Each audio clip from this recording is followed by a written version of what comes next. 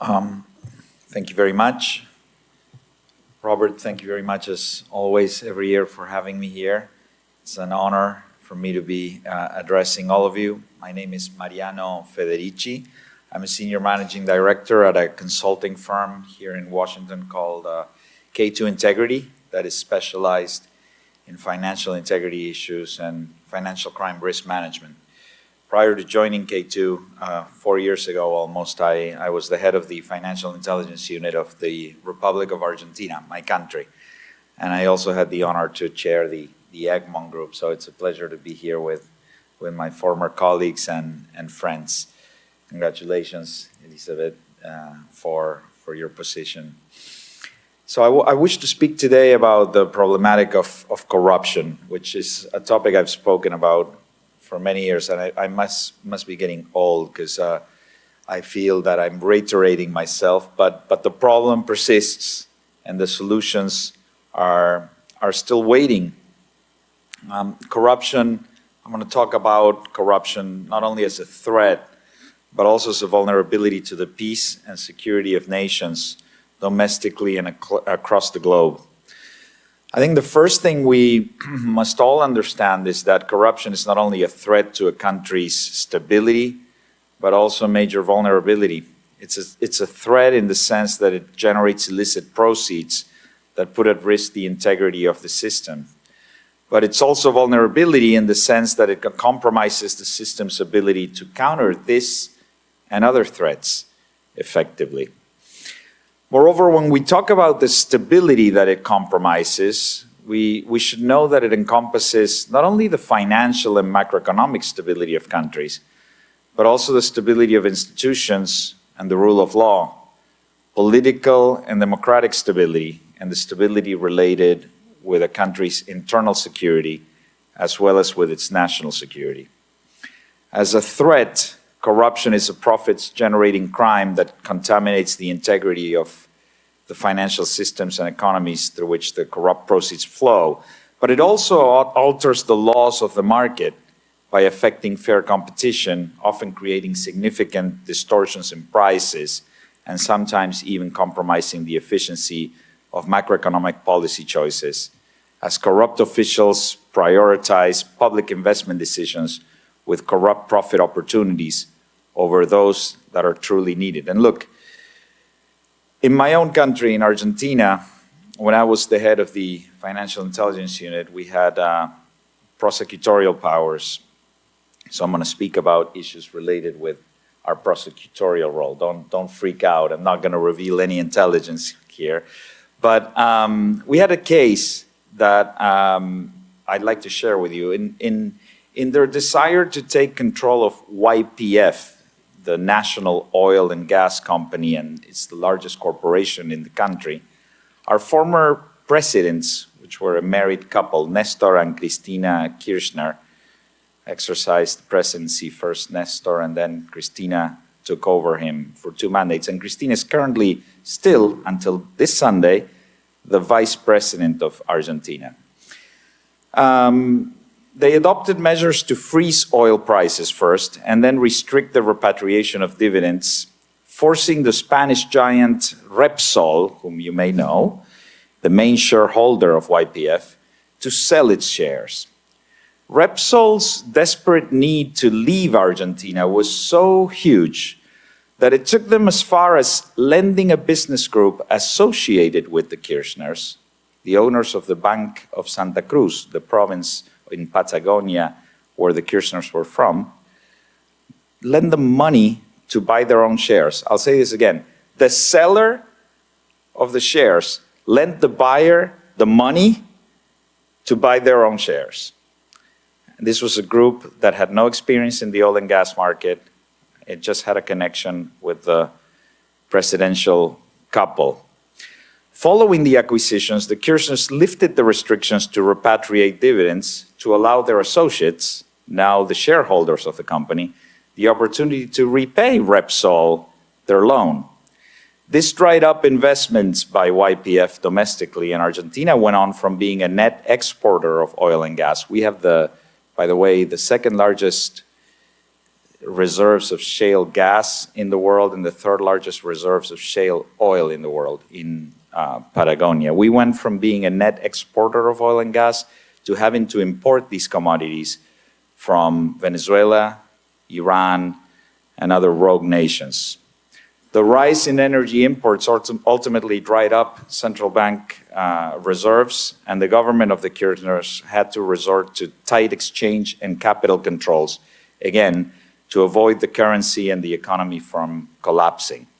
Talk about the macroeconomic impact of corruption and how corruption can affect the daily lives of ordinary citizens, which is, I think, one of the debts we all have with this topic, being able to articulate the message in a clearer way to help the ordinary people understand how corruption can affect their lives.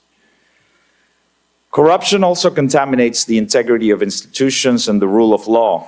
When corruption proliferates at systemic levels, institutions not only making investment decisions, but also those exercising control become compromised. Corruption may indeed extend well beyond the executive branch of government into those in charge of making the laws, parliamentarians, and those tasked with interpreting and applying the laws. When this happens, the entire legal backbone of countries could destabilize, putting at risk the system of checks and balances, the separation of power, and even the entire idea of a republic. I want to share another experience I had as head of the Financial Intelligence Unit of Argentina, which connected us with the United States, and it was over a corruption investigation, this time involving the former private secretary of the Kirchners, a man whose name was Daniel Muñoz. He died of cancer about 7 years ago. But before dying, he was able to siphon out of the Argentine state $70 million and to bring him over here to the United States to launder the money. He bought $70 million worth of properties in South Florida, where I currently live, in Miami, and 2 apartments in New York at the Plaza overlooking the Central Park on Central Park South. I had the chance to inspect the apartments, and they were amazing apartments, Robert. The guy had amazing taste, but could not explain how he could afford those apartments, unfortunately for him.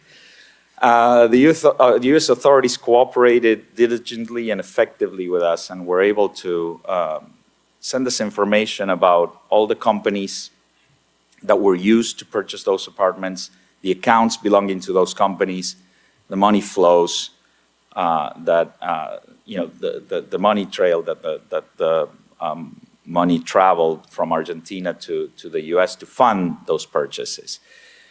And when we received all the information was shared with the judicial authorities, and the judge was not requesting the mutual legal assistance to have the assets frozen here. So we were very surprised. The suspect started selling the properties in the United States. We were very surprised that the case was not moving forward. All of a sudden, Muñoz's wife gets arrested in another investigation that was ongoing, and she pleads bargain and confesses in court under oath that her husband, Daniel Muñoz, former private secretary of Cristina Kirchner, had paid the judge that was investigating him $10 million to look the other way. So this is what happens when corruption erodes and corrodes institutions. We have seen many instances of how corruption compromises the political and democratic process as well. Political clientelism, vote buying, but also the interference of organized crime or foreign adversaries in political campaign financing can seriously affect the integrity of an election, a vote in Congress, an appointment of an official to office, or an entire public policy. Holding corrupt leaders accountable and implementing effective, proportionate, and dissuasive sanctions is key to counter this threat. That is why entering deals with corrupt officials, with corrupt governments, trading political support in exchange of impunity is also a form of corruption that puts at risk the integrity of the democratic process. I want to say a word about the risk to national security, because corruption also represents a threat to public order and domestic security, as well as a threat to national security and global peace and security. Corruption is usually a catalyst of all other crimes. I think, John, you were saying this. Where there is corruption, criminals feel at ease operating, because corruption offers the possibility to manage and mitigate the risk of being detected and of being sanctioned. You know, criminals also do their own risk assessment, and where there is corruption, it's usually seen as a lower risk environment to operate in. This increases the likelihood also of being favored by impunity. So this can attract not only threats seeking to make profits illicitly in the jurisdiction, but also those seeking to terrorize people or threaten the peace and security of nations across the globe. Almost every major transnational threat, such as drug trafficking, human trafficking, arms trafficking, terrorism, and the proliferation of weapons of mass destruction, is inextricably linked to corruption. Corruption, as we have seen, also provides authoritarian leaders a means to undermine democracies worldwide, weaken political actors that threaten their interest, advance foreign policy goals, and undermine the people's trust in the government and institutions of the target country they're seeking to exploit. This is the Chinese approach, the use of corruption to advance foreign policy goals, and we're seeing it all across Latin America. Everyone is seeing it all across Latin America, and Washington needs to start seeing it as well. Corruption within the US and abroad threatens the United States' national security, but by effectively preventing and countering corruption and demonstrating the advantages of transparent and accountable governance, the US can secure the critical advantage for itself and other democracies of the free world.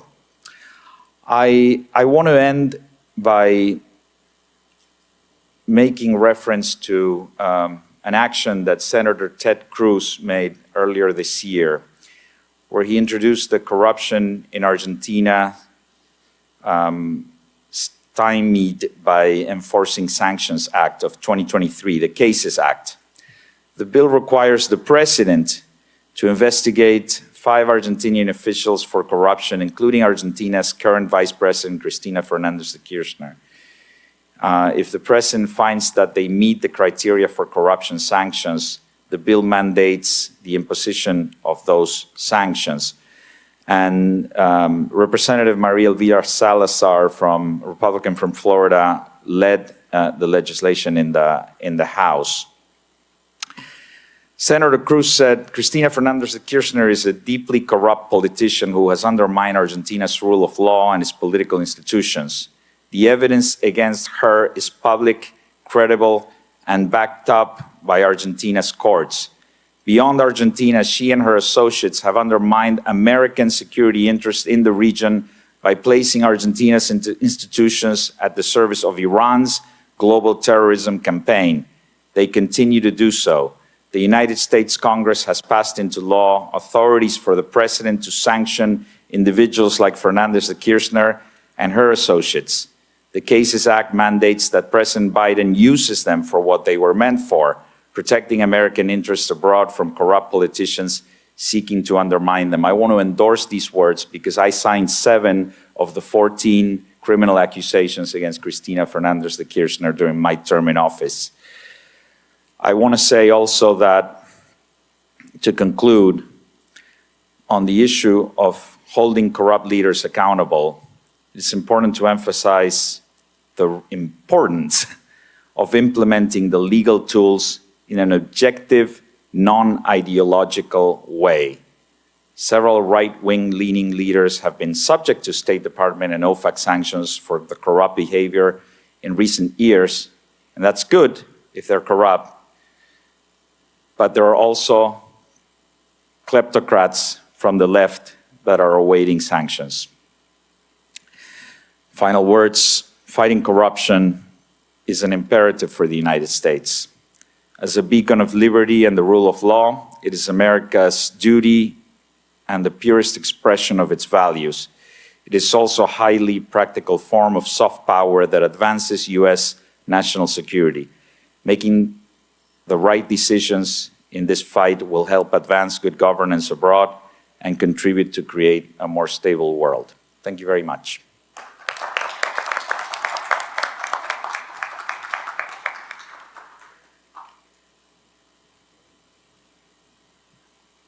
Thank you, each of you.